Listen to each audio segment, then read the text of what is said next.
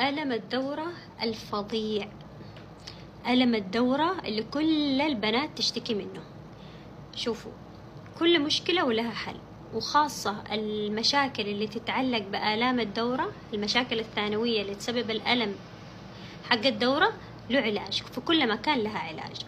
بحكيكم قصة واحدة أنا أعرفها شخصيا كانت تعاني من ألم الدورة بشكل ما تتخيلون كيف. شوفوا، لا تخافون من القصة، الموضوع بسيط، بس لا تخافون يعني، اسمعوا القصة. المهم كانت تشتكي من ألم الدورة، كان وما حد كان حاس فيها، لأنه يقولون كل الناس يعني كل البنات يجيهم ذا الألم عادي، أصبر يتحملي وكذا. المهم مرة من المرات راحن المستشفى وكشفن، طلع عندها أورام ليفية موجودة في الرحم، تمام، في بطانة الرحم. طبعا هي لما قالوا لها هذه الكلمة إنه في عندك أكياس أورام، تجننن حرفيا. اتصلن عليا منهارة، قلت لها لا تخافين، الأورام اللي زي كده تكون حميدة، يعني ما منها أي مشاكل ولا في منها أي حاجة، وتنشال، وأوقات الوحدة تتعايش معاها عادي، تتعايش معاها. المهم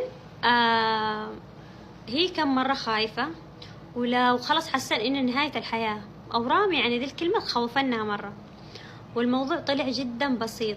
هي لما كانت تجيها أول الدورة كانت تجيها ألم مو طبيعي. طبعا كان الدم نفسه كثير مرة كثير، لدرجة إنه نزل عندها الحديد مرة، شعرها صار يتساقط بشكل مو طبيعي، ويعني ولونها تغير. المهم ولا حاجة، راح المستشفى عند الدكتورة، قال لها الدكتورة خلاص بنقرر لك عملية، بنشيل لك الأورام دي والأكياس دي. طبعا لما سووا العملية الحمد لله عدن على خير، وشالوا لها الأكياس والمشاكل اللي هي كانت تعاني منها. وبعدين تخيلوا المرة الجاية تعافنوا كل حاجة، ولما أجنها الدورة الجاية تخيلوا ما حسب بها ولا حسن بأي حاجة، مجرد دورة عادية طبيعية. يعني هي كان طول حياتها أكثر من 35 سنة صابرة على ألم وعلى شيء، لما عشان الناس يقول لها بس عادي، دي الدورة كده تسوي، دي الدورة كده تسوي، ما كانت تكشف ولا كانت تروح تهتم.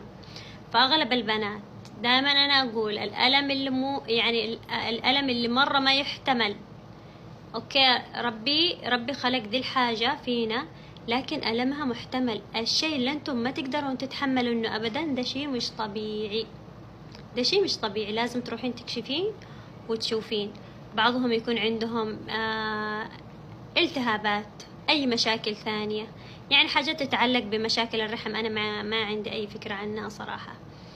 فلابد إنه يكون في مشكلة، ولازم تشوفين لها حل، وكل مشكلة لها حل، كل مشكلة لها حل. لا تجلسين حياتك كلها كذا تتألمين وصابرة، لما عشان الدورة هي أساسا تسوي كذا، أبدا أبدا لا تصبرين.